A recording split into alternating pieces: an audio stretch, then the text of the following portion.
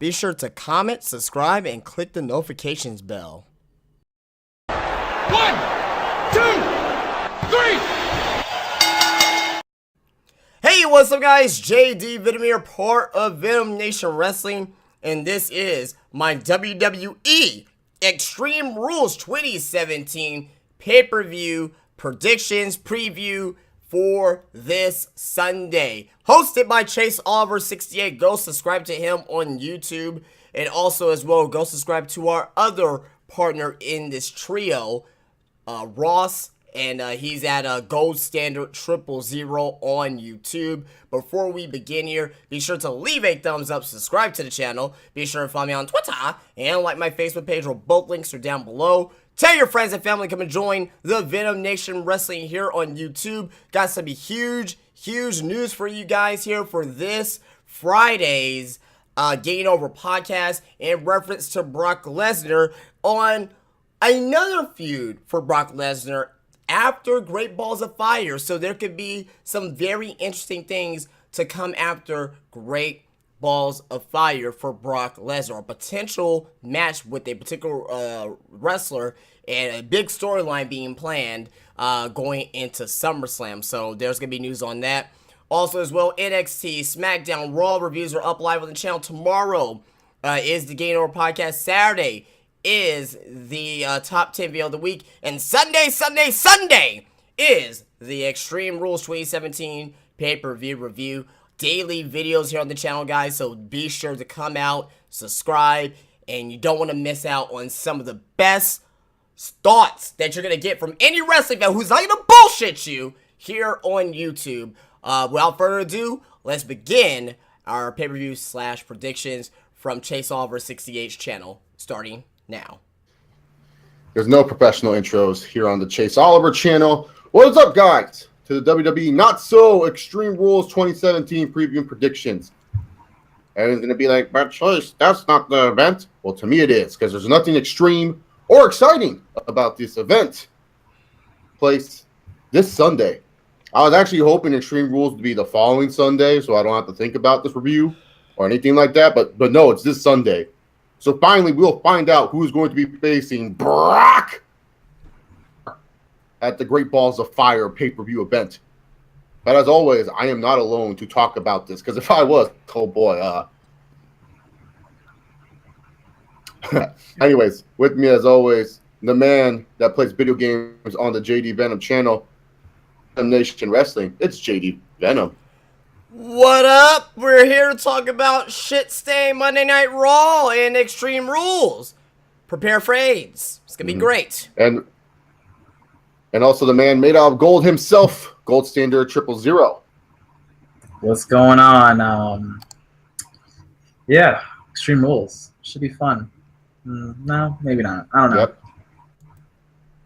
I'm sorry if I'm a little choppy, Dynasty 215. See, my mom likes to use the internet at the same time, and you all know I have this shitty AT&T U-verse internet. Yeah, it's pretty bad. It's pretty awful, terrible internet service, so hopefully the choppiness will stop fixing. Like, honestly, one of the other reasons why I don't like really streaming all that much is because since my mom does use the internet a lot, it like what I can do. And then not only that, because she uses the internet all day from work because she works from home. So it kind of like sucks for me a little bit because like I would get shitty streams. But hey, hopefully once she gets a new job and stuff like that, then I don't have to worry about it. But anyways, I have the jobber jacket on, which means we're obviously talking about Monday Night Raw because this is the representation that Raw wants to give me. It's a bunch of jobbers. So I have to represent these jobbers. I have to support these jobbers. I have to say this is good for wrestling. Right, guys? Yep. Yeah, you gotta say this is good for wrestling because that jacket is hash mark tremendous. Yeah, I know. It's a really nice jacket, actually. You guys can't see because of my camera, but it has like a nice purple inside. So I wear this out a lot. Are you insinuating that you're supposed to be somebody, Chase? I don't know. I'm insinuating something. Got it. But anyways, we'll get started. Not so Extreme Rules right now because why the fuck would we waste our time? You know how quick this video would be? We would there's half of these matches we don't want to talk about.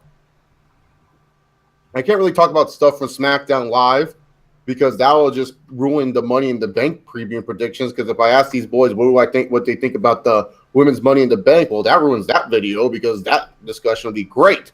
Right. So I'm going to ask about another thing on SmackDown Live because I haven't heard their thoughts about it. But Justin, what do you think about the Maharaja? 1.3 billion strong Tom.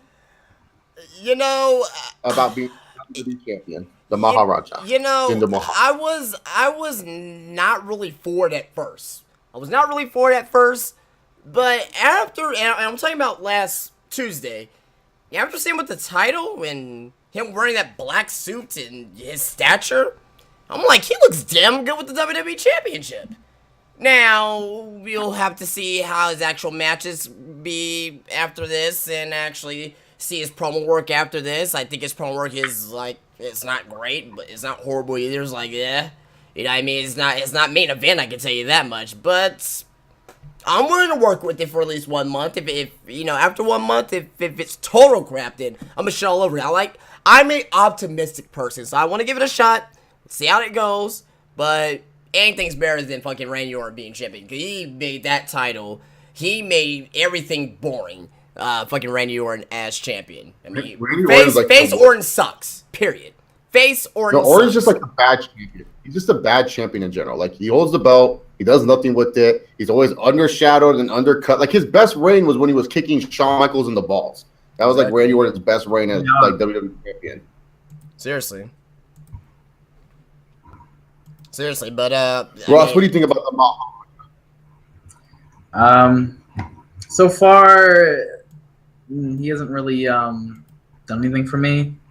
His promos are subpar. It sounds like he needs to drink some water every time he's cutting a promo. Like, I don't know what. It's like he has to drink water all day.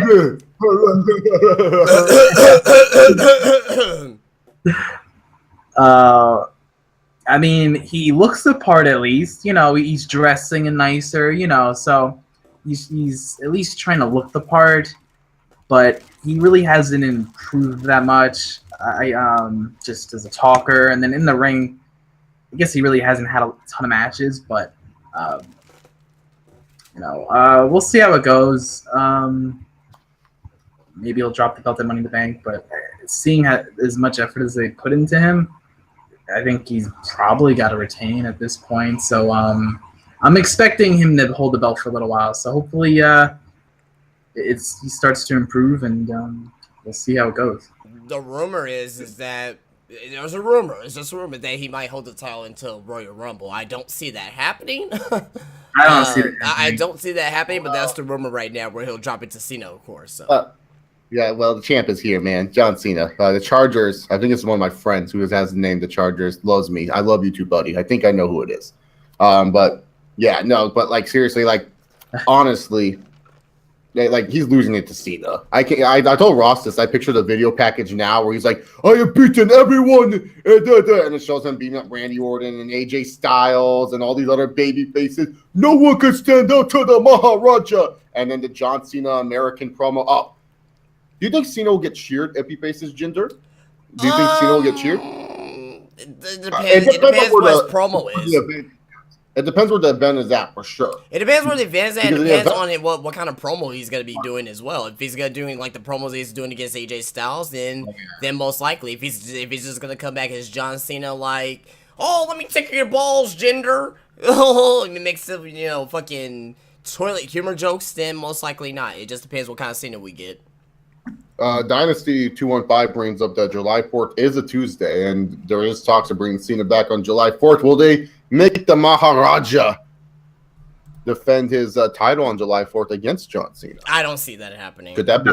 I don't see that happening. They're not that stupid to give away matches for free on TV. Like world title matches free on TV. When's the last time you saw a world title match on TV? Well, you saw one on SmackDown. I take that back. You did see one on SmackDown a few months back, but that match there was one in a long, very, very long time. You don't see it often, so I don't suspect they will see anything like that. The triple threat, right? Where Wyatt defended against Cena and AJ? Exactly, right. About that triple threat match? Yeah. Yeah.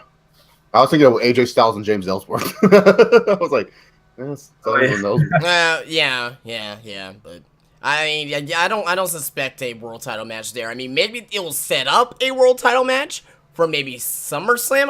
I don't want to see SummerSlam of Jinder Mahal versus Cena though. That's like, no. That's Jinder Mahal and AJ. That's Jinder Mahal and AJ territory. Yeah, I think Cena. I think Cena maybe with Nakamura maybe. I would probably see Nakamura and Cena. I could see something like that at SummerSlam. That'd be cool. Kadeem Simon said Rusev is going to beat Jinder and save America. Oh, that'd be such a great gimmick. Oh, like, can you imagine you there, man? Rusev to try to accept, try to apologize to America. Like, he's like, everything that I said was wrong and stuff like that, and he just tries to win us over. Oh, that would actually be great. That's actually a better gimmick than like giving an American that gimmick, like having it where Rusev becomes Mr. America and shit like that. Like, you could believe that.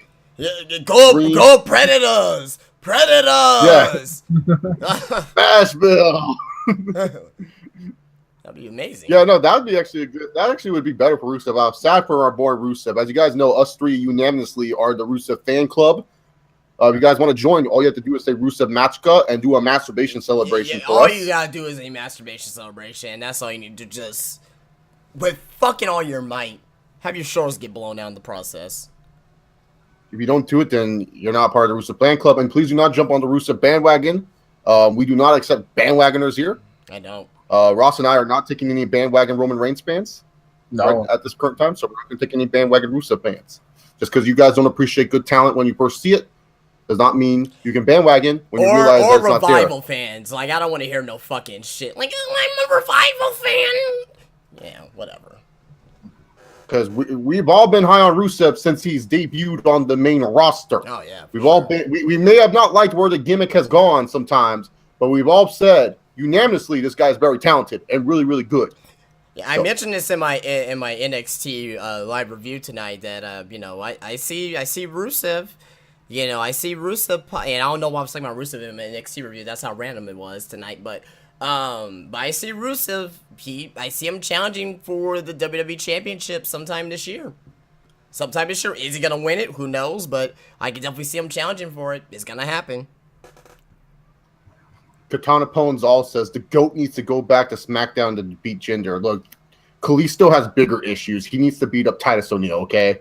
Like, Kalisto's not even worried about a world title at this point. That's how fucking good he is. He is worrying about destroying the Titus brand. That's how big time Kalisto is. He is destroying a whole fucking brand. He is not just destroying a championship or anything like that. He is destroying a fucking brand. He got rid of Care Bear, and now he's trying to destroy a brand. Kalisto's the GOAT. Let's not forget about that.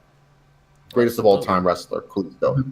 Absolutely. So anyways, speaking of Kalisto, it's time to talk about the show that he wrestles for, that he's sadly not wrestling on. If I was booking this show, he would be facing Titus O'Neil in the Plant Ambrose Asylum match, but that's just me. If this was definitely Russo booking this show, I'm pretty sure we would have an X Division escape match, and there's no even X Division in WWE, so what the fuck? But anyways, Extreme Rules 2017. Where is this live? I like saying where it's live. Baltimore, Maryland. Oh, great. So the crowd's going to be kind of lame. Baltimore crowds are always hit or miss. It's not even sponsored by anything. Yeah, because no one wants to sponsor WWE. Because fucking Raw sucks dick. That's why I ain't got a fucking sponsor. No, there's no sponsor. Normally it tells me on the Wikipedia page who sponsors it. And yes, I look at the card on Wikipedia. It's not like I'm some robot and I can remember the card off the top of my head. Like, get the fuck out of here. Yeah, if you can remember, this card off the top of your head, and you've been watching. I mean, I don't see how anybody could watch Monday Night Raw 3 hours every fucking Monday and say this is a good show. I'm liking what I'm seeing. I don't see how anybody can do that at all. All right, yeah, it's just so bad. It's just terrible, man. It's the same shit. Speaking of bad, this is more if you're a 205 Live fan. But if you're a fan of 205 Live, Noam Dar and Alicia Fox. Fox. They broke up. And then Rich Swann was dating Alicia, and then I don't fucking know, nor do I fucking care. It's stupid to explain this feud. Why? So, extreme matchup of the night, and team match. Rich Swann and Sasha Banks taking on Noam Dar and Alicia. Fox. Yeah, I don't know how to do it. I don't get the meme either. Who cares? You know, I would rather have it where somehow, some way, a tub of pudding get to ringside, and then Sasha Banks and Alicia Fox fall into this pudding, and they have a pudding match. Everyone's gonna be like, Chase, that's sexist, but that's more extreme than what the fuck I'm seeing right now. I don't want to see this shit. Wow, really extreme. Rich Swann's boring. The dude literally just has an entrance, and that's it. Noam Dar is like a lamer version of Finn Balor, and I thought Finn Balor was already lame. I can't even imagine a lamer version. Noam Dar was probably one of the more boring guys in the Cruiserweight Classic. And don't say, oh, his match was shut the fuck up. Zack Sabre Jr. had to carry this punk to a good match. Why does Alicia Fox still have a job? This woman should not have a job at all. She's done. That's how irrelevant she is nowadays to the WWE locker room. Seriously. Is that's what's going on right now. I want to know, Alicia, because you know what happened to your friend Rosa Mendez when she was fucking with Michael PSA. It didn't end up well for her. And then Sasha Banks, so much for being a boss. Swear to God, man, you should have learned politics from your girl Charlotte, because this shit right here is embarrassing. Who cares? Pudding pull at ringside. I want these two women to fight in it, and then maybe Rich Swann and Noam Dar can find some personality. Maybe them, and TJP can go to personality camp or something.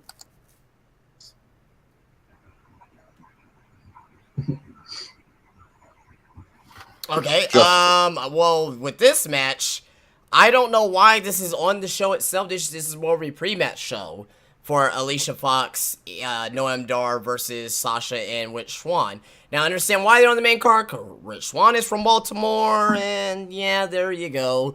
I was kind of hoping that fucking Cedric Alexander was in this match over Rich Swann here, but I understand why, why it happened and why it is what it is with this match.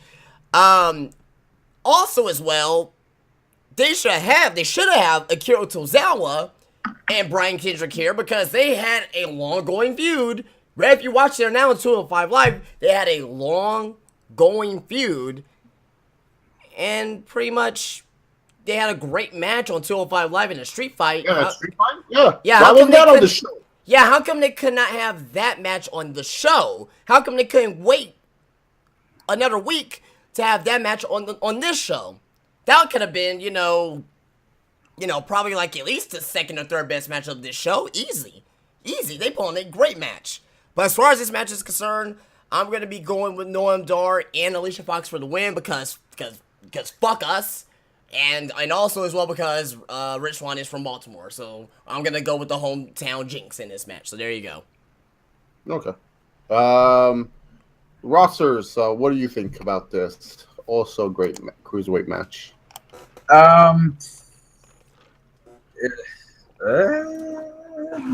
Yeah.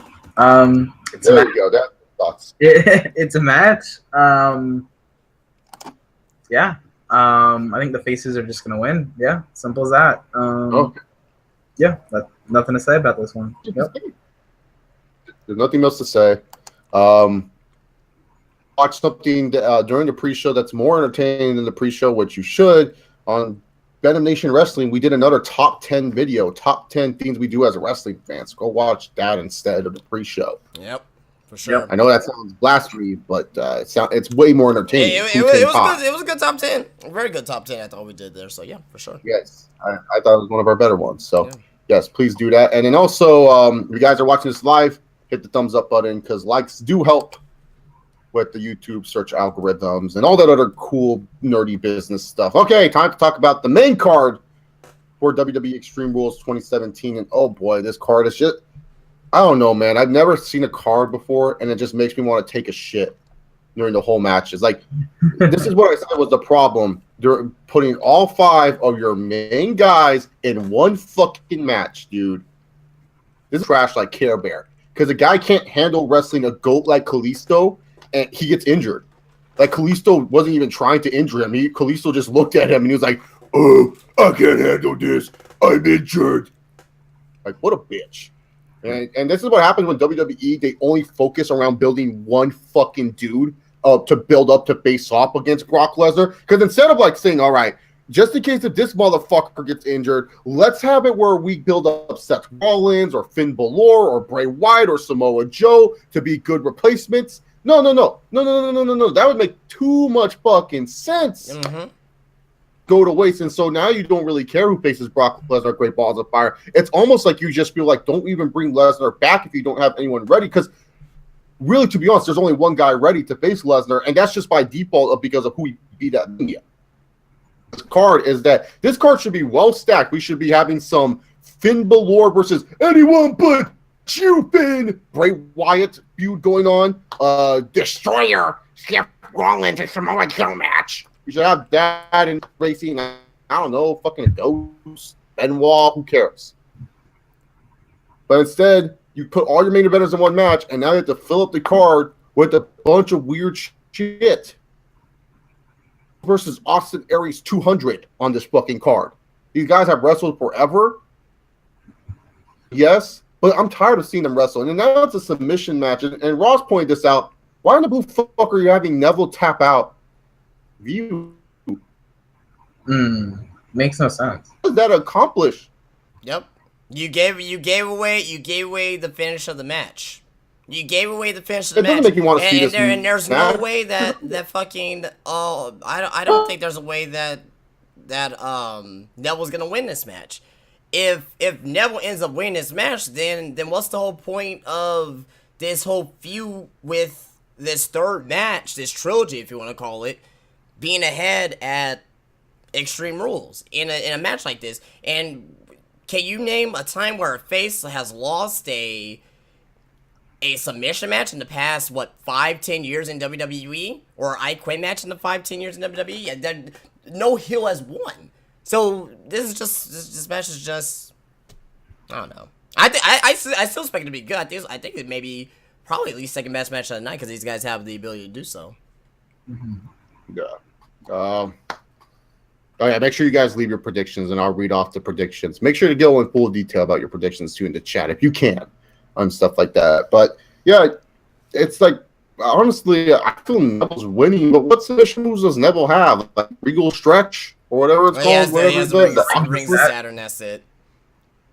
So this match is just done. And then it's the same thing where it's like, you're not playing to the cruiserweight strengths.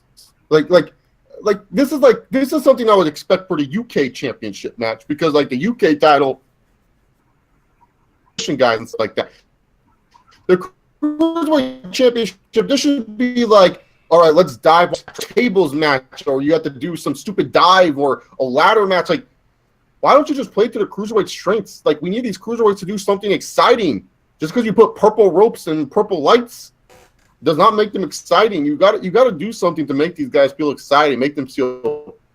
Don't really do that with them. They literally just say like, "Oh yeah, everything we can to make them fucking boring." Like, look, Neville's been great as this heel character, but really, to be honest, he should be a babyface doing the Red Arrow every night. He shouldn't be like a heel character wrestling super boring. If you wanted someone to do this, you might as well have just brought Pete Dunne to the main roster and been the bruiserweight. You know what I'm saying? Like. Well, I disagree there. I think Neville is one of the MVPs as heels in WWE this year. I mean, he's the only thing that's making the cruiserweight division watchable, though. If he wasn't heel, I feel Pete Dunne's just as good as, if not better than Neville, to do what the fuck Neville's doing. If you put Pete Dunne in the cruiserweight division, you're limiting him. And Pete Dunne is bigger than the cruiserweight division. Pete Dunne's main roster, mid-card as of right now, like at least mid-card caliber. He should be going, and Pete Dunne should be going after the fucking Intercontinental Championship. The bruiserweight. Yeah, but the bruiserweight. Yeah, but Finn Balor's like 185 pounds, so he should be part of the cruiserweights technically. But I'm just saying with Neville. Like, the cruiserweights need excitement. They need someone that flies around like Rey Mysterio or some shit. So fans you need that baby face. That's what built the cruiserweight success. And yes, like, because in WCW it was all about like the high flying fun action of like Ultimo Dragon, Jushin Thunder Liger and stuff like that. Like, yeah, you had your Eddie Guerreros and your Dean Malenkos, but it was just because beforehand you had those guys that fly around and it helped. It was new back then. No one has seen anything like that before. Nowadays everybody's seen everything from fucking flips to fucking not P Dunn, but Tarby doing spiral taps and fucking shit. Like, we've seen it all when it comes to high flying action. Just about. You know what I mean? What more can they do? We are numb to it now because every wrestler wrestles like that. Seth Rollins wrestles like that. Finn Balor wrestles like that. I'm just saying with the cruiserweights, they need to be fast paced. High action, kind of like the Cruiserweight Classic matches, They just don't have those Cruiserweight Classic matches still. They don't feel different. Because when you watch CWC, not every match was great, but at least they felt different, Right, yeah. But WWE, there's two issues with that. They don't let them wrestle like they did in the Cruiserweight Classic, and they don't give them time. If they just replace those two simple things there, the Cruiserweights, they will have matches when they'll actually have feuds and build up that can actually, probably at times main event Monday Night Raw. If they give them that time, if they give them the actual ability to let them wrestle the way that they're supposed to wrestle. But right now, WWE is like, or whoever's Vince McMahon or whoever the hell is something like, no, you're gonna wrestle, the way we're gonna tell you how to wrestle. Stop doing that shit. Yeah, no, I just want it where it's like at least exciting to watch, not where it's like, oh, let's stay low to the ground. Because when you think of cruiserweights, you don't think of low to the ground submission matches. It would make sense if this was a feud where Austin Aries was this flippy guy, and that was like, haha, you have no submission, so I have a better submission set than you do, you stupid idiot. But that's not the case. It's like they both have submissions, and really, who cares about their submissions? Like, I don't watch cruiserweight matches for silly submission moves. I watch them to do stupid flips. It's like watching an X Division match. Am I watching an X Division match for technical wrestling? No, but I'm watching it for a bunch of goofy shit. Is that why Douglas Williams failed at X Division champion then? Yeah, because Douglas Williams was pretty solid. Like, his gimmick worked for like 2 seconds. Yeah, that's what I'm saying. It was good for a moment, then it just like failed. Like, it's like nope. Yeah, that's why. Because you don't need technical wrestling and no cruiserweight. Like, Dean Malenko was good because Dean Malenko could do goofy shit. But it's like, it's different. It's just, I'm tired of these low to the ground, lame cruiserweight matches. Ross, do you agree with this? Like, you're tired of these low to the ground, lame cruiserweight matches? They should just jump off ladders and kill each other, right? Yeah. Yeah, it should be a quick match. Like, cruiserweight matches should be like a 5 to 10 minute match where pretty much it's just like action packed and like that's it. Like, that's what I think of a cruiserweight match being. I don't think of this like long, drawn out, like heavyweight style wrestled match like with headlocks and freaking a bunch of rest holds and shit. Like, just fucking do flips and action, whatever. Like, Yeah. That's it. Like, So from the chat, Kadeem Simon's bold prediction is that Triple H will return and bury everyone in the main event just for fun. Oh, we could wish. No, that'd be fucking amazing. I'd be alright with that. E. Border says he feels bad for Neville and Austin Aries. Rick and Boy says that the cruiserweight moves are handcuffed. J.I. says Neville is main card material. Well, yeah, he is main event material, but they ain't doing shit with him in the main event. Let me ask, whatever happened to Elix Skipper? He's doing cocaine. Yeah, probably. Paul says cruiserweights are my piss break. Wow. Speaking of piss break, I mean, that they're gonna put on probably the second best match of the night. How's that a piss break? I understand you may not be invested into it. I just don't understand how it's a piss break. If anything's a fucking piss break, Bayley and Alexa Bliss is a piss break. Yeah, that's actually that was the next match I was going to. Take a piss during that piece of shit match that you're gonna see.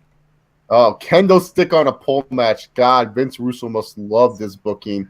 So why is it a kendo stick on a pole match? Well, Kurt Angle didn't want to put Bayley in an Extreme Rules match or something, right? I want to put you in an Extreme Rules match. Let me pop some pills real quick. I got a random text message from Corey Graves' phone of someone going to release pictures of me and Dixie. Love you, Bailey. You should have a normal match. And then Bailey's like, I don't want just a normal match. I want to face Alexa Bliss in a stipulation match.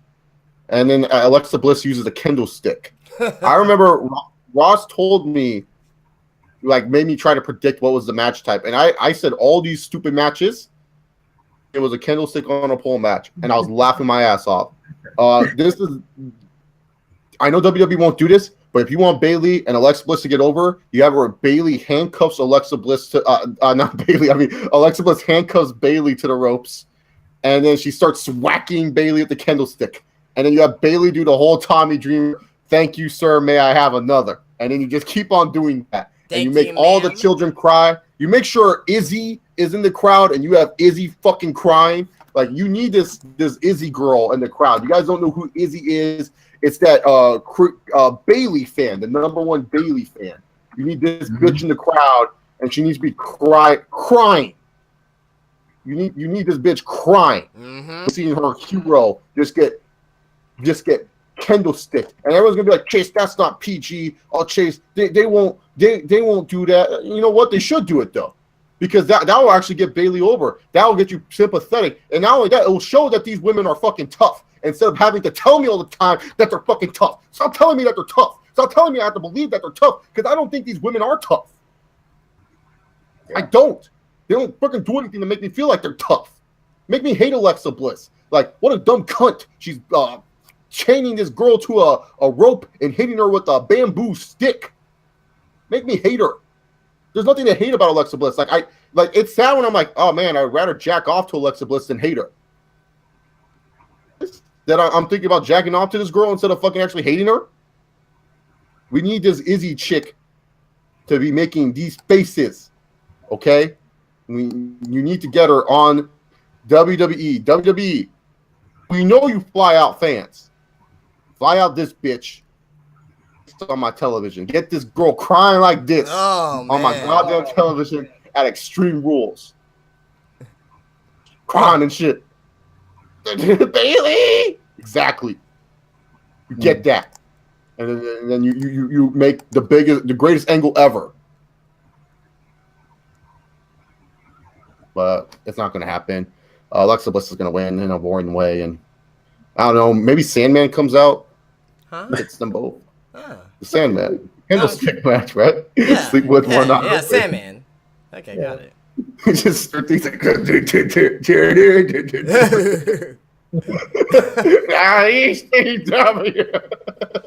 EC fucking W. Oh man. Fuck this match, dude. Who cares? Alexa Bliss to retain. Justin, talk about this, please. I'm gonna go with Alexa Bliss with this match. Because I mean, I think that she just needs to keep the title on her. Bailey has failed. I won't say Bailey has failed, but WWE has really failed Bailey. They made her too strong when she first came. That's what I always say. They made her too overpowered as a character. Yeah. Because they had her beat Charlotte on her first night. And I know everyone's going to be like, yeah, you still beat Charlotte in your first night, you know? You can't do that. So I think they kind of failed Bailey since the beginning, since she came out to the main roster. There's no feel. There's nothing. The Bailey that we have from NXT is like 10% of what we're seeing on the main roster. This Is Your Life was the worst, one of the worst fucking segments I've seen in the past ever in my life. And I watched some shit with wrestling. Believe me, I've seen some shit in wrestling, but that segment was fucking terrible.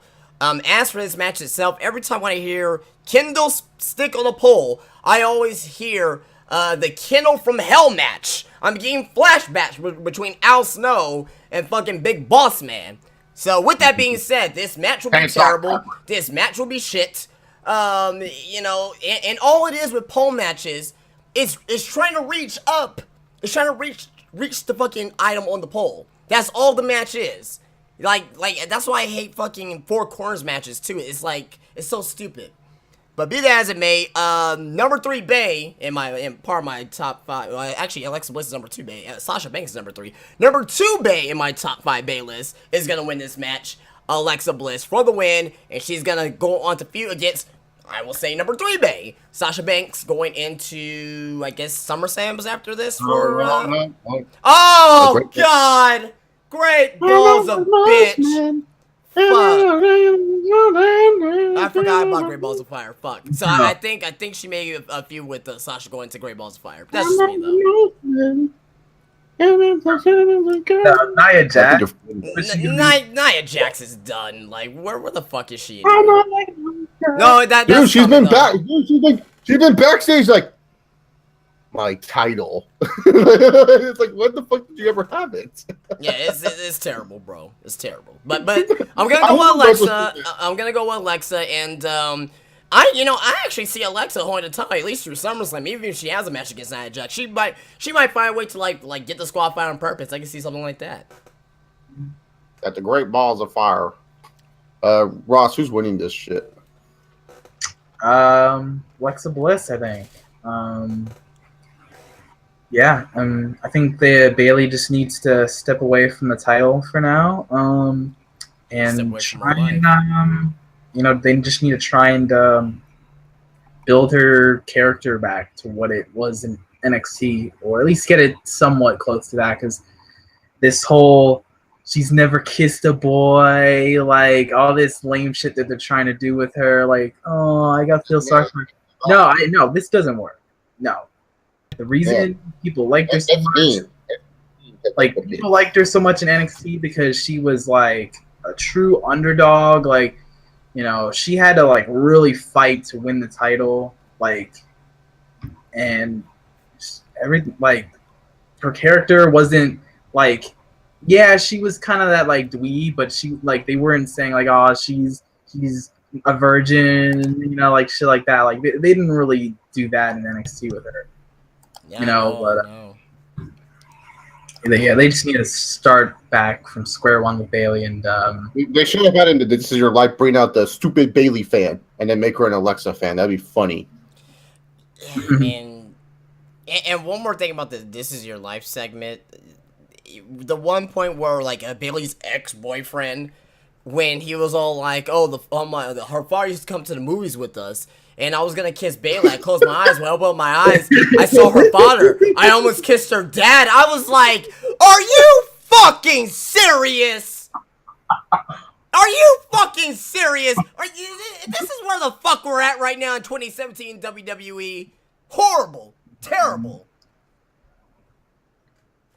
Yeah, didn't they say like Bailey had to go to class with her dad? Like, what the? Yeah, like what the hell? That makes no fucking sense. That's like that. Like, can you imagine? Can you fucking imagine like Dana Botch going to like, oh, I had to go to class with my mom because she wouldn't leave me in school, but I got all strong because I drank milk in school. Look at my muscles. Mwah, mwah. Like, fuck Dana Botch too, man. Raw sucks. The women's division sucks. Just everything sucks about the show, period. I don't even know what we're talking about the show right now. I don't know. Because we have to, damn it. I know, right? Katana Ponzal says, Katana Ponzal says, Alexa will win. I hope Bailey gets sent back to NXT. Oh, shit. Ashley Chambers says, Jax will interfere or something. Straight Shooter says, I want the belt off Alexa, but I guarantee you guys will start to hate her. I see it, and now in 7 to 8 months, you guys will start to hate her. I think she's cute, so I don't know if I'll hate her. No, she's in top 5 Bae. I mean, she's number 2 on my Bae list, so, usually when I like somebody, I stay with them, so. I mean, people tend to forget that I'm a big Charlotte fan, so. Unless he's speaking out just with the general audience. I don't know if he's talking to us directly or if he's just speaking in general. So. Yeah, I think I'll still like her for what it's worth, but whoever wrote that segment should be fired and sent to TNA. It's now Impact. Stop calling it by that bastardized name. By its slave name. I'm not like, it's not even TNA anymore. Like, TNA was much better than this Impact and Anthem shit that's been going on for years now. Speaking of Anthem and Impact, delete. Sadly, we're not getting that. The Hardy Boys, the Nostalgia Act, taking on Cesaro and Sheamus. I love seeing the Hardy Boys. It's great to see these two almost 50-year-old men act like they're 22 again. It's great. I don't know. It's like I'm being dead serious, and you know when you guys are driving, you're bumping music in your car. It's kind of embarrassing when Eminem comes on the radio, and here's what I mean: you're sitting there and you're listening to Eminem, and then you just bump an Eminem songs, and you roll up your window right away because you're kind of embarrassed that Eminem's playing, but you still like it. That's how it is sometimes being a wrestling fan, where it's like, yeah, you have the Hardy Boys. Yeah, they're cool. They're like the cool nostalgia act. But at the same time, you're kind of embarrassed because you're still watching wrestling because of them. You still like watch wrestling. There's some fans that are just watching just for the Hardy Boys. That's true. Anything interesting with them. You know how stupid that is? Like, you have like a huge fan base. Like, 13 million views did that video get of them returning at WrestleMania. That's a lot of views. Probably one of the best WrestleMania moments. Probably one of the best WrestleMania moments in quite some time, right, guys? Like, can you think of a moment that was as big as that when the Hardys came out? I'll say Dan Bryan win the title. But like Seth Rollins cashing in Money in the Bank. Yeah.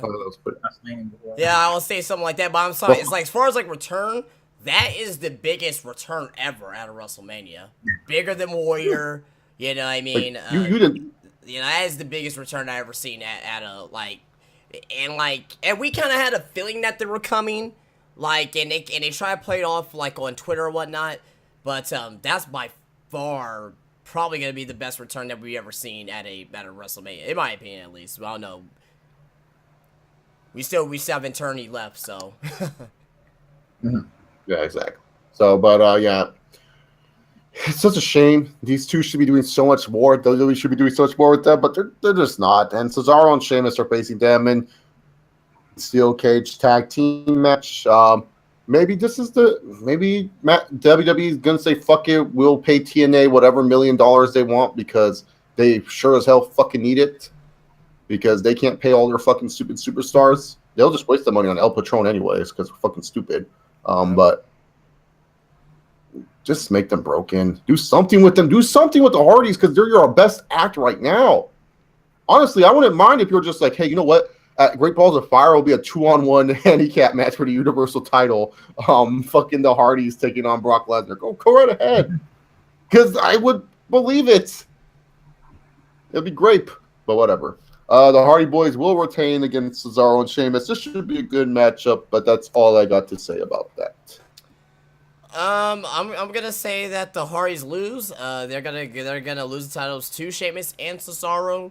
I just think that WWE and this whole broken thing, I think, is further along the line, further than what we're all thinking that it is. And some news that I've been reading as of late, saying that it could happen sooner rather than later. But I don't want to bet on it. But especially with it because that. A lot of people are wondering why it's not in a ladder match. Why is it not a ladder match? Well, this is the way to get the titles off Sheamus and Cesaro.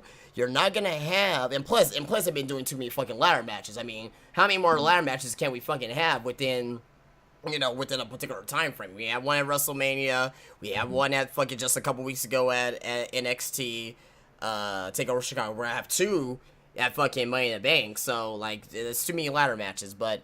It's more believable that Sheamus and Cesaro will win in a steel cage match over a ladder match because the Hardys are fucking masters of ladder match. So I'm going to go with Sheamus and Cesaro, and maybe, I hope to see signs of like a total beatdown and like, kicks to the head and everything to Matt Hardy. I'm going to look at those details to see if WWE is going to attempt to get the ball rolling with the broken gimmick. We'll see. We'll have some answers for sure by maybe do a flashback. Remember in 2001 when it was Survivor Series, Jeff Hardy could have won the World Tag Team titles. Oh, and yeah. And the Dudleys pinned them. You can have it where like Matt Hardy is freaking out, and then it's like you still have the spot monkey addiction and shit like that because he's still a spot monkey. He still has that addiction and shit like that. So you could also do that route too. Yeah, absolutely. But yeah, I'm going with Sheamus and Cesaro for the win, though, for sure. Rosters, what about you? I'm gonna pick Sheamus and Cesaro as well, mainly just due to the fact that the Hardys haven't lost yet. So I think this would be a good time for them to just lose and drop the belts. I don't think they'd be done with the championships yet. Like I still think they'd get a rematch, maybe a Great Balls of Fire. But Great balls of fire. We're Jesus saying. Christ, man. That's I mean, But, yeah, like- 5 times. Ridiculous. I just don't see the point in doing that heel turn if you're not gonna give Sheamus and Cesaro the belts. Like, why'd you even bother with the heel turn if you were gonna do anything with them? You know.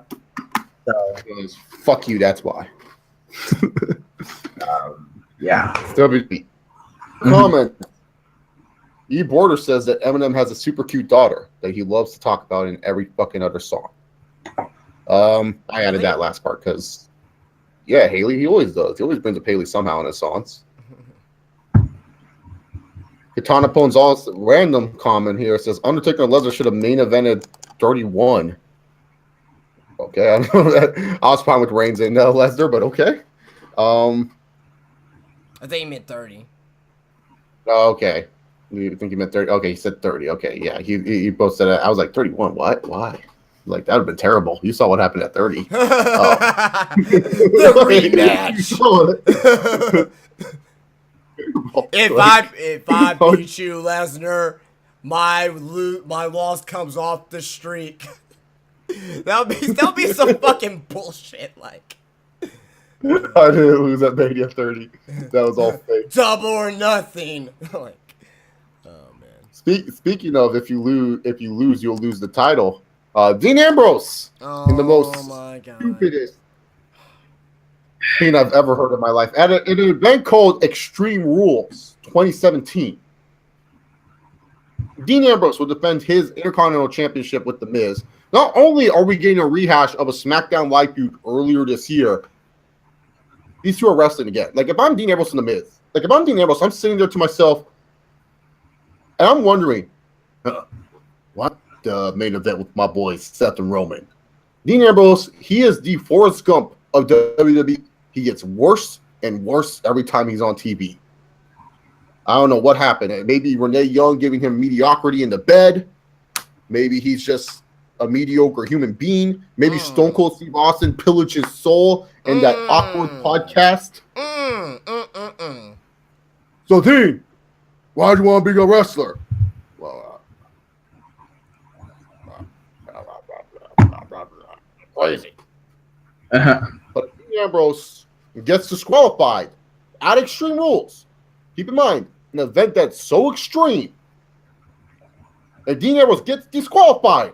We're at an event where they promote no disqualifications and everything like that. And Dean Ambrose gets disqualified, he loses his Intercontinental title. And let's also keep in mind, Dean Ambrose is the babyface and The Miz is the fucking heel. You know what? I hope Dean Ambrose does get disqualified just to see what the fuck would play out. I don't know what this company is going to do.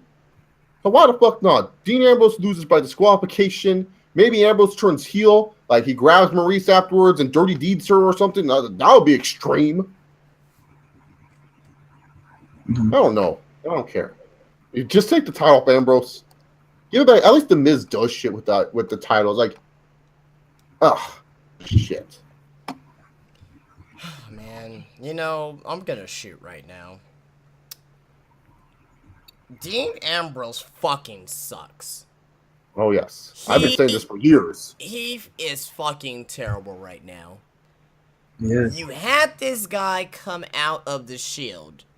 And, you know, when the Shield first came in, and everybody was like, oh, that's the guy. That's the guy. He's going to be the guy coming out of the Shield. It wasn't Roman. No one thought Roman was. No one thought Seth would be. Everyone was saying Roman, he might be. Everybody was saying Dean Ambrose because of his old promos and his work rate and how crazy and unpredictable he be. What has he done since he initially became WWE champion? Even when he became WWE champion, I was still kind of, about it. But ever since, I would say probably after he lost the title to AJ Styles, his stock dived down. No, I said ever since his match with Lesnar, his stock has driven well, no, down. it was bad, yes, but he kind of rebuilt. I thought personally he kind of rebuilt himself back up a little bit, when he became WWE champion. Because when he was WWE champion, when the first initial weeks, at least the first month, I was enjoying Dean Ambrose. But after that, it's been fucking shit. It's been fucking god awful with Dean Ambrose. The same shit every week when he comes out. The same lazy promo. There's nothing insane or a lunatic about him. What is he doing that's supposed to make him a fucking lunatic? And we're having a fucking match at Extreme Rules. This should be a fucking crazy match. Yeah. But we're not getting that with Dean Ambrose, are we? And with Nope. The Miz, I love The Miz. But ever since he came to Raw, they're treating him like how he's been treated with Raw last year. This guy's doing Miz TV segments every fucking week. That's all he's doing. Mm-hmm. That is all he's doing. Is these fucking stupid Miz TV segments. When this guy was on SmackDown, this guy was at least, he was doing Miz TV, of course. He was on Talking Smack, of course. That's what really, got the Miz to be more over with the fans with his old, shit on Talking Smack. He was putting on the best work of his career, even better when he was WWE champion, going into WrestleMania 27. But now, you're taking the Miz back to what he was doing. Miz TV segments, being a forgot about guy on the WWE roster, on Raw, I should say. And even if he wins the Intercontinental Championship, it's not going to mean shit. He's going to be a 7-time WWE Intercontinental Champion. What the fuck does that mean? It means fucking nothing. Is this guy going to be, well, he is going to be put into the Hall of Fame. I don't want to go that far. He's definitely a Hall of Famer. But is this really going to do anything for fucking Raw? You know what I mean? Who's he gonna feud with after Dean Ambrose? Can anybody fucking name a guy that he will feud with after this that would actually make sense? You know what I mean? I don't see him feuding with fucking Seth Rollins or fucking Finn Balor. I don't see anything like that. So who's he gonna feud with? Apollo Crews? Part of the Titus brand, right? Give me a fucking break. How about the GOAT, Kalisto? Yeah. Let's be real here.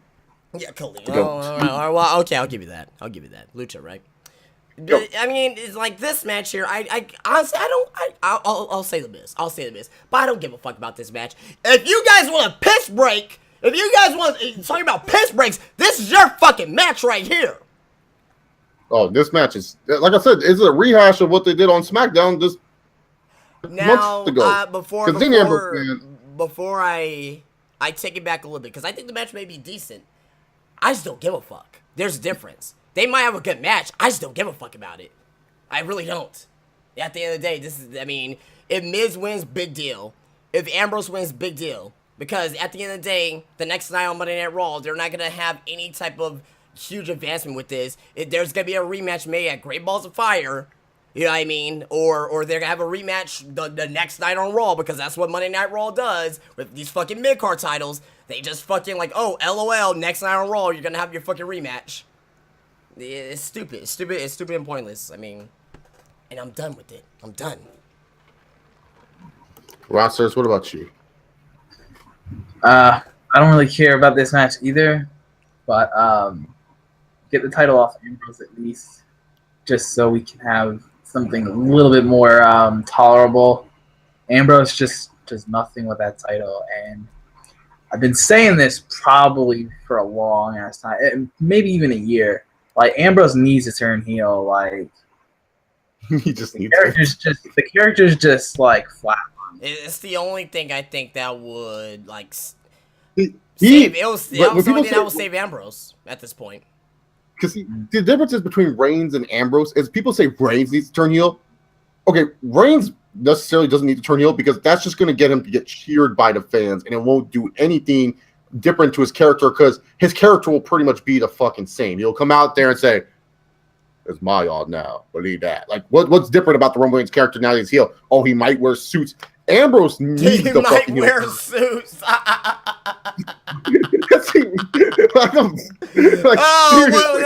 What a typical heel thing. I turn heel, so I'm gonna wear suits now. Imagine when Big Cass turns heel, he's gonna be wearing suits. I guarantee you the next Raw. How the hell you think that I would attack my little brother? Hit it when it's all. But yeah, no, like seriously, like Ambrose needs this. He needs a character change. He needs something different with his character. In fact, I'll take. You know what? I know fans will be like, "Well, that'll get him cheered," but fuck it. Just have Ambrose come out during the Fatal 5-Wave. Fuck him. Just have him hit the dirty deeds on Roman Reigns. Deeds on Seth Rollins. Do something like that. Have one of those two two idiots. One of those Cereal or something. Do something, man. Yeah, exactly. Like maybe break Finn Balor's shoulder again. That'll get him a heel heat, right? I mean, it worked for Seth. Bane started cheering for Seth afterwards, but still. Actually, no, that'll make him a babyface. Fuck it. You can't win. But no, he definitely needs just like a character change. Like, fuck it. At this point, just make him like into a, I don't know, dude. Like, the guy just sucks. Let's just be real here. There's no hope for him. He just sucks right now. He is just so bad. All right. Taste God says, what if Great Balls of Fire turns out to be the worst pay-per-view ever? And so be it. It doesn't affect me anyway. You know what? I was actually saying this as a joke. With it, well, it's Raw, so it may be one of the worst pay-per-views ever. But what if it turned out to be like the pay-per-view of the year in WWE? Just like, remember Great Balls of Fire? Fucking great show. Yeah, that could be too. A lot of people in the chat are pretty like Katana Pones, Rick and Boy, E Border, Kadeem Simon, all pretty much are just agreeing with and Ashley are pretty much saying like, you know, like, yeah, Ambrose has just gotten worse, man. Yeah. And like he just sucks, and that The Miz is being wasted. And then some person brought up that Enzo's a better talker than The Miz, and then Ashley said no. So, but yeah, no, but like for real, it's just like when it comes down to it, yeah, Miz is being wasted. The guy should, you know, honestly, as a joke feud, you should have The Miz face Lesnar just for shits and giggles. Why the fuck not? You have nothing else for Lesnar to do. Like, who cares? Like, I waited about 2.5 hours of bullshit to see Goldberg just spear Lesnar once at Survivor Series. I'm fine with a squash match at this point in time. Mm-hmm. You know, when WrestleMania 33, I wasn't talking about that technical masterpiece of Randy Orton versus Bray Wyatt.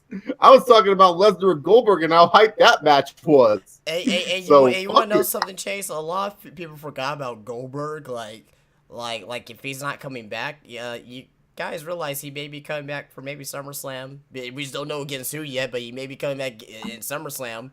So, you know what's stupid too? Like, did you know that the Universal Champion has never gotten a rematch? Like, who has ever won the Universal title has never gotten like an automatic rematch. Finn Balor never got it. Right. Kevin Owens never got it. Oh, wow. Yeah, that's true. That's true. Oh, well. It'll be fine. It'll be all right. That's good, though. That's good. That means that we don't have to see losers get title shots anymore. Yeah, but, yeah, so now it's time to talk about this main event and match worth watching on this fucking show, to be honest. Yeah. For sure. This match will probably be 30 minutes long. It's a fatal 5-way Extreme Rules match that determines the number one contender to Brock Lesnar's WWE Universal Championship. Roman Reigns, believe that. Y'all can't keep running. Everyone's favorite jobber, Finn Balor. Dana Worlds, Bray Wyatt. Destroyer, Samoa Joe. So we have these two guys right here. 5 guys. Wish it was 2. We have these 5 guys right here. All of the best on Raw facing each other off. Let's play a fun game of who has the best chances of winning. Guys, this guy is from Davenport, Iowa.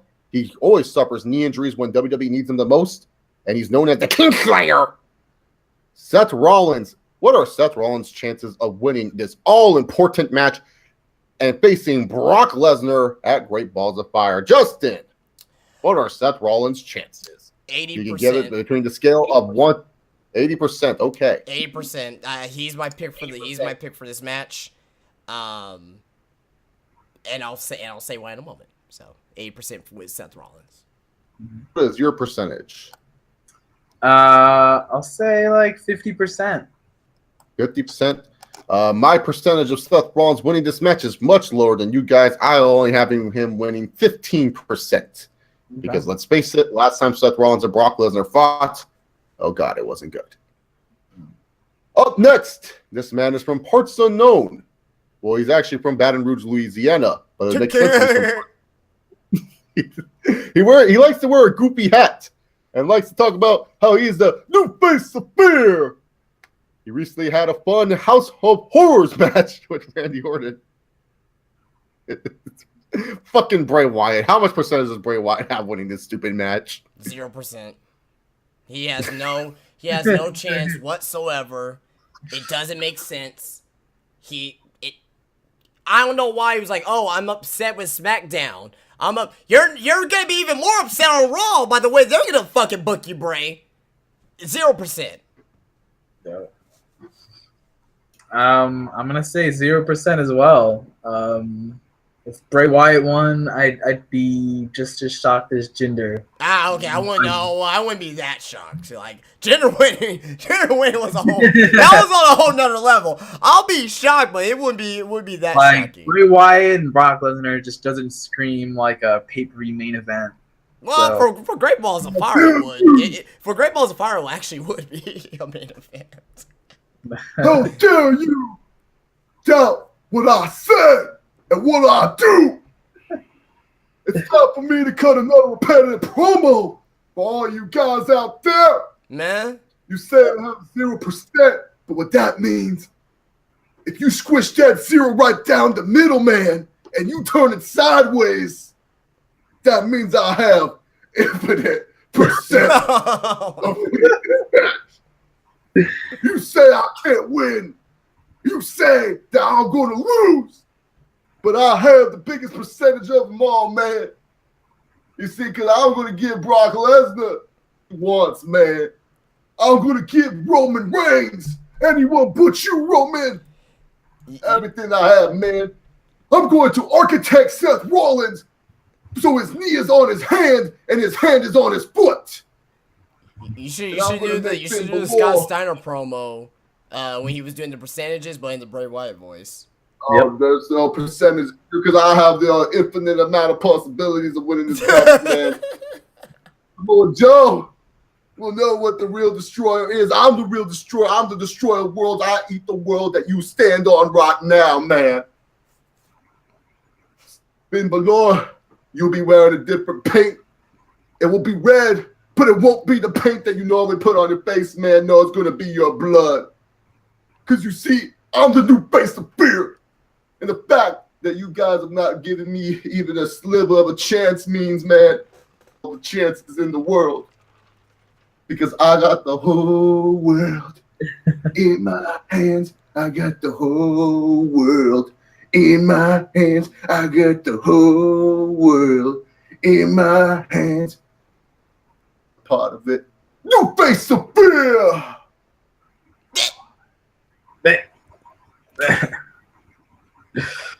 Yeah,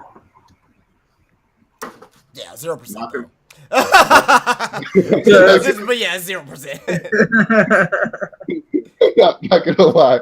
When I said I'm gonna turn the 0 sideways and squish it down and make it infinity. The sad part is I see Bray Wyatt say something stupid like that. That's why people go, Bray Wyatt's such a good promo cutter. I just cut a Bray Wyatt promo. So I guess I'm as good as Bray Wyatt. But 0% as well. Fuck Bray Wyatt. There you go. From Huntington Beach, California. And no, it's not the Huntington Beach bad boy Tito Ortiz. It's Samoa Joe, the Destroyer. How much percentage does the Destroyer have of winning this match? For my sake, I'm not. He has a slight chance, but I'm still going 0% because I do not want to see Samoa Joe versus Brock Lesnar yet. I don't want them to be wasted on a fucking Great Balls of Bitch.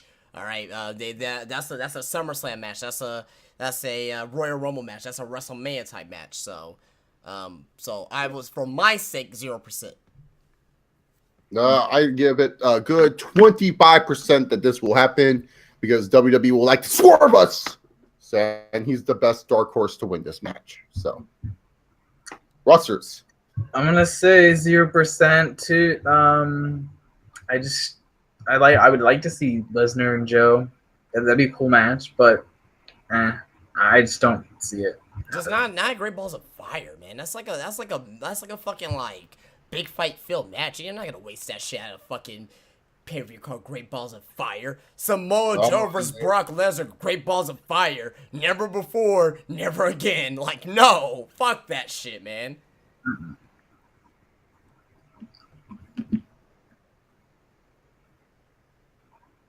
Yeah. All right, Finn Balor. He gets no fucking intro, demon. What percentage does this guy have? I'm gonna be going with 10% for Finn Balor. He is obviously the favorite. I think, and I actually have some news on Finn Balor versus Brock Lesnar down the road, and I also have a theory as well. So, but for this match, I'm gonna go 10%. For this match, sadly, I had to go with 60% for Finn Balor. I'm gonna go with 50%. All right. And then finally, the Cockfist. The GOAT that's not named Kalisto. The man that pisses off the internet. Roman always wins. That's what Raw stands for. And don't you forget it. It is. Yeah, I know. I say that. I say that in my fucking reviews too. Like, Reigns always wins. The Roman will reign. The Roman Empire. The guy with so many puns to his name. Roman Reigns. Will Roman Reigns go on and face Brock Lesnar? Honestly, I feel like he should, but I know in WWE, they won't do that because they want to do something shocking with Reigns, and that's why I suggested maybe an Ambrose attacks Reigns at the event type deal because they might do that. But yeah, Roman, he should win. He should fight Brock now, but WWE is very adamant of having Reigns and Lesnar fight at the WrestleMania 34. Yeah. They're very adamant, which I'll give them props if they can somehow get there. I'll give them props if they can somehow do it. And, you know, we always bitch that WWE doesn't do long-term booking. So they're doing it, but they just don't know how to do it well. And this is why it's stupid, because Reigns should be the one that faces Lesnar next because he did beat Undertaker. I don't care what anyone says. He did beat Undertaker. And they should have this match just happen fucking now because this is the only big-time match that you're going to have. But, you know, if Reigns faces Goldberg, that would be a good consolation prize. 2, I'll be fine with that. I love me some Reigns and Goldberg. Maybe they can spear each other and the universe explodes. Who knows? They both try to go spears. They both try to go for spears at the same time. It's just like a fucking... The fucking... Yeah. The fucking... where are they going to be at the fucking... the Barclays Center. Superdome. No, I'm talking about like it was at WrestleMania, like the Superdome it'll just fucking explode like. Oh my God, a terrible tragedy! All the humanity. Oh my God, this is great, Michael. If you grab the superstar and you build them from the ground up, you get Randy Orton. What does that have to do with anything, JBL? I don't know. Ryan Usos. Oh my God. That's what you... I miss when the Usos were babyface because I miss would be like, ha, Michael. Amazing. But Roman Reigns should be facing. But yeah, what's your percentage on Roman Reigns? I'm gonna give him 10% as well. So 80 Seth Rollins, 10 and 10 for Finn and Roman Reigns. I agree. Roman should face Lesnar now. I just don't think that's gonna happen. I don't think they're gonna do it. You know, I mean, because Roman's gonna get the Universal title. It's inevitable. Get it out the way. I'd rather for it to be done now than later on, because he's gonna become champion. Let's just get it out the way. You know, have the inevitable happen. Because I'm not a Roman fan, but we know it's coming, so might as well just get it fucking out the way now. You know what I mean? Have him lose the title maybe at WrestleMania or maybe, you know, before then. But I think they're gonna go with Rollins. I think with as far as with Finn Balor is concerned, they are gonna do Balor and Lesnar, and I can see something. It's just me. The only way that Finn Balor is going to beat Brock Lesnar in a match is if Finn Balor ends up turning heel and forms the Balor Club. That's the only way. That's the only way I can see it if he beats Lesnar. if he turns heel and forms the Balor Club. And if that, and you know what, and if he does beat Lesnar, that's what's going to happen. There's no other way. There's no other way for him to beat Lesnar if that match does, well, when it does happen, I should say. And if he is booked to beat Lesnar, is to form the Balor Club. But I think it's Seth Rollins. You know, I definitely think as well that Rollins is going to pull on a better match with Lesnar, better than what we're thinking here. You know what I mean? Now, he's still going to lose. You know what I mean? He's not going to win the match, but I think he's going to it'll happen like the last match instead of like Rollins winning or anything like that, or Rollins losing. Like someone will come out, so you think like Rollins is about to pin Lesnar, and then Triple H replaces Lesnar in the ring. That'll be actually hilarious, actually. But I don't know. We may see, you know, about around that time, maybe Braun Strowman may come back. And he still wants. No, he's out for 6. He's out for 6 months. They're not. He's not you going never, back anytime soon. No, but that's kayfabe. There, I don't think he's truly out. I honestly think.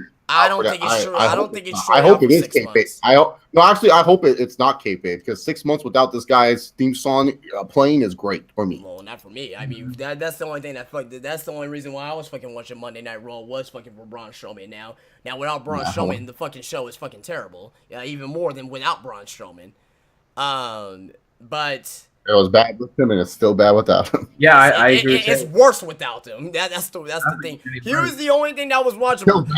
It doesn't matter. He was the only thing that was watchable. Like, he was like, I'm not finished with you. That you can't tell. Like, no one can tell me that segment was fucking entertaining. Where he was almost. I was confused of what they were doing with this shit, because it was just him being a crybaby for no reason. Like, it was just dumb. Like, well, to each of his own. It was like they were trying to make me to feel sorry for Roman and think Care Bear's cool, but I shouldn't think that he was cool at all. So yeah, it was stupid to me. Well, with that being said, I think that Rollins. The memes are funny. The memes are funny. Like, I find the memes funny. But the one thing that Care Bear did to make me laugh is when he pushed Roman down the ramp on the Undertaker. Like, that shit was funny. Other than that, I didn't laugh at anything else that this guy has done. That was one of the greatest things I've ever seen. But be as it may, though, I truly think that Rollins and Lesnar, they're gonna have their match. Lesnar is either gonna win, or maybe we see, you know, Braun Strowman come back. Because the injury is not as bad as we think. The 6 months is a whole kayfabe thing, you know, in my opinion. And obviously we're gonna have Reigns and they should honestly do Reigns and Lesnar and then have Care Bear attack. I think that's gonna happen at SummerSlam. Reigns and Strowman. They may have their ambulance match then. So maybe. I think we're gonna see Strowman coming very soon. Definitely not on Sunday. I'll be very shocked if we see Roman on Sunday. I'm sorry, Strowman, I should say, on Sunday. I'll be like beyond shocked, like, if we see him. So I think we're gonna see him later on, probably at Great Balls of Fire. Whoever Roman's gonna be going up against, maybe we'll see him then. But I definitely think we're gonna be seeing him sooner rather than later. I feel like you should do Roman versus Lesnar at Great Balls of Fire. But before the match even starts, like, the match is about to start, you know, and the match does ring, and Roman and Lesnar are about to do shit, and then a stupid theme song plays, and then you just have Care Bear take out both of them.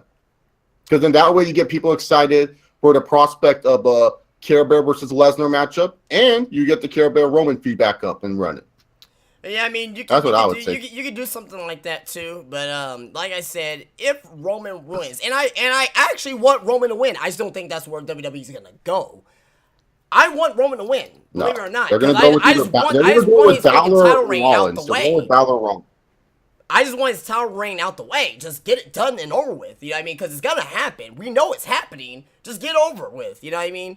But I think WWE is gonna go with Seth Rollins. I think it's too obvious for Finn Balor to pick up the win there. So I definitely think it's gonna be, I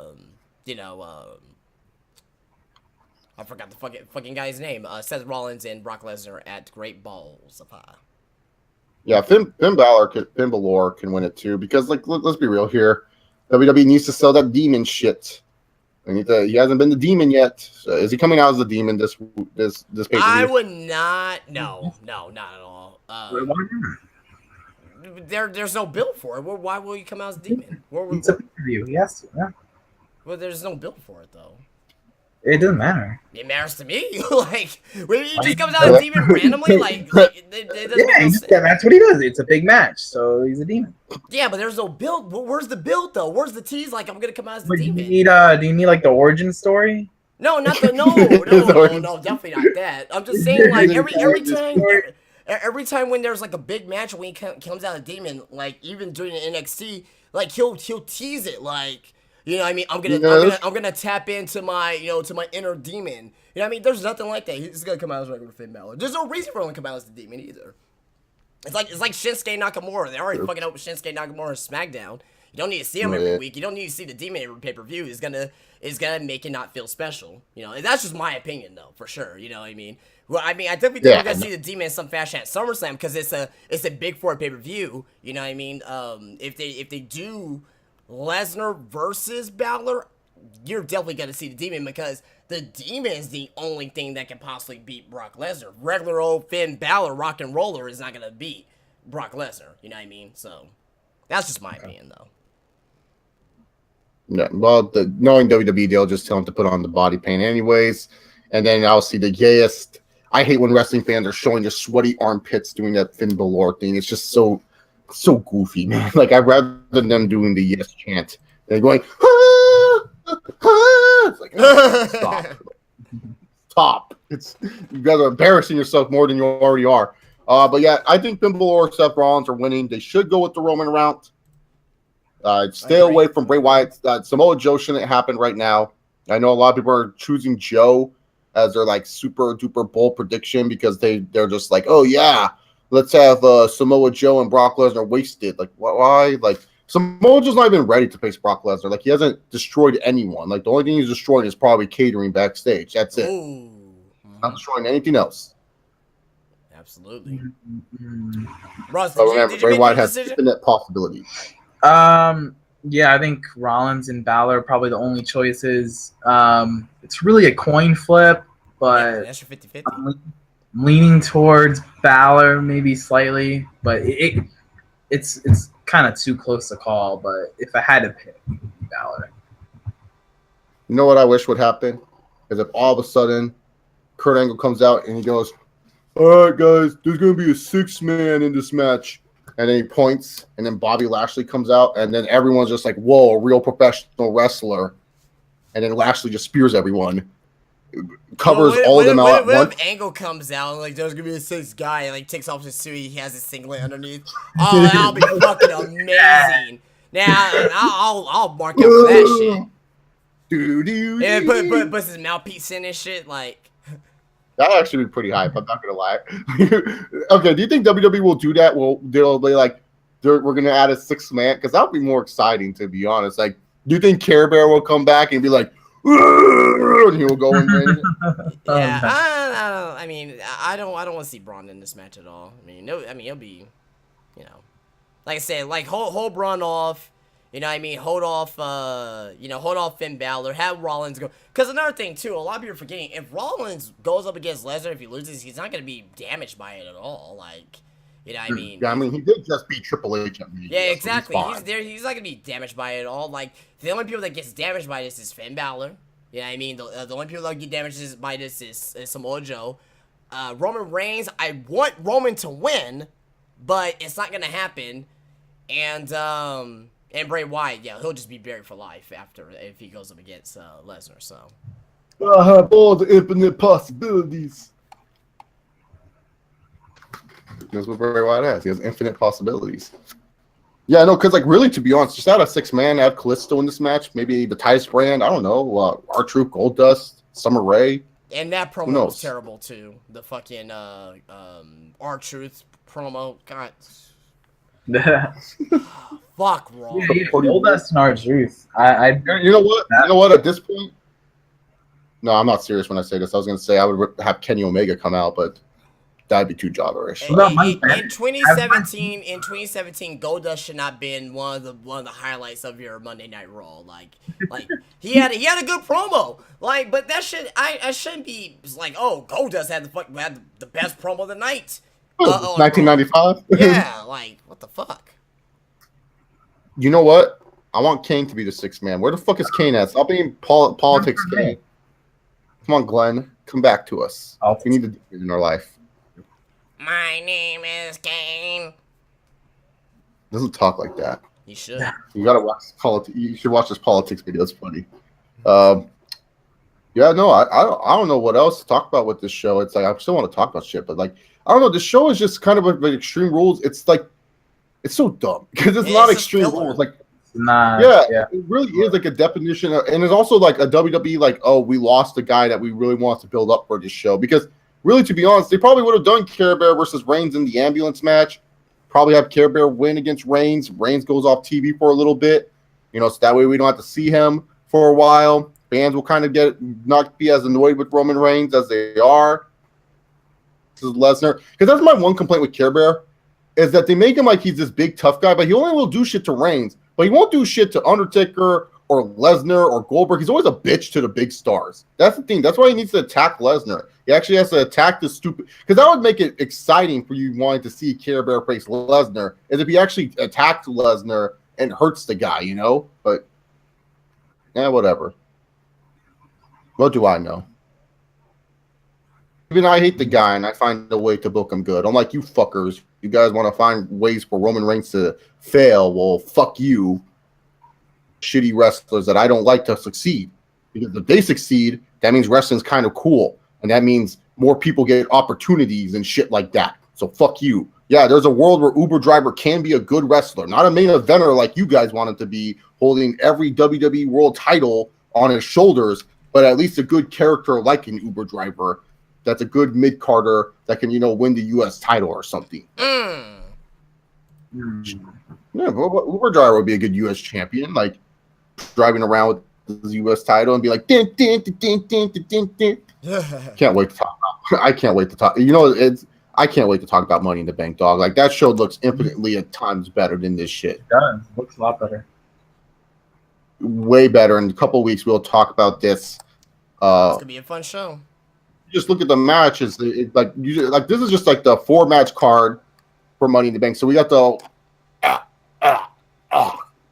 women's Money in the Bank SmackDown Women's Live Championship match. Becky Lynch versus Charlotte versus Natalya versus Tamina versus Carmella. You got the Usos versus the New Day. You got Kevin Owens versus AJ Styles versus Baron Corbin versus Uber Driver versus Dolph Ziggler versus Shinsuke Nakamura for the Money in the Bank. And then you got the Maharaja taking on the Viper for the WWE title. Like that, man, dude, that sounds like a good card compared to this shit. Yeah. Yep. I mean, just with those few matches right there, for sure. Like those few matches just feel like such big deals, man. Like it's just Great Balls of Fire. It's in Dallas. Unfortunately, yeah, you got shitty pay-per-view for a shitty in a shitty arena with a shitty basketball team. It all makes sense. Maybe Lewinsky will get injured at the show. Like he'll go, and then like he'll break his neck or something. That'd be great. Maybe Dirk Nowitzki dies in the process. What? Oh, that'd be amazing. Yeah, Justin and I, we're like the biggest Dirk Nowitzki haters. I only call it like I see it. I mean, maybe he dies in the process. I don't know. He is a cool dude. Kind of suspect Dirk Nowitzki is. I am surprised that they think he's straight. Basketball. Yeah, it's funny enough, when I talk about basketball on my wrestling shows, they're actually the highest rated segments. No one gives a fuck about my wrestling thoughts. They love my mediocre basketball thoughts. Yay. But yeah, Extreme Rules should be honestly a terrible time. Will you get a review for me? Maybe. I'm seeing Wonder Woman on Sunday night, so hopefully that's better than Extreme Rules. I'm not holding my breath because it's a DC film. So Woman Sunday night. So you're gonna get my Extreme Rules review late. Hell, don't be surprised if I do an Extreme Rules live review Sunday night, and I just talk about the main event. And we go, Chase, what are your thoughts about the? I'll be like, what the fuck are you talking about? I didn't watch that shit. Because guaranteed, watch it. So yeah. And also why I didn't do a Backlash review. It wasn't because Jinder Mahal won the title. It was literally because I was feeling sick that whole week and I didn't want to talk about Backlash. Show us whatever. But yeah, expect an Extreme Rules review. And don't ask me, you UFC people, if I'm going to do a UFC 212 review. Maybe not. Because I am working Saturday. Like, you guys don't understand. When you work at a bar in a movie theater, you want to work when the busy movies are. And it's not my fault that the UFCs have to follow when the busy movies come out. I'm sorry, I want my money. Give me money. You guys are not giving me money on my Pay Me Tons account. Give me money. Okay? Yeah, I need my money. So make sure you guys also don't forget paymetons.com/JSoliver68. I need the money, guys. I know you guys have money and shit like that, so give it to me.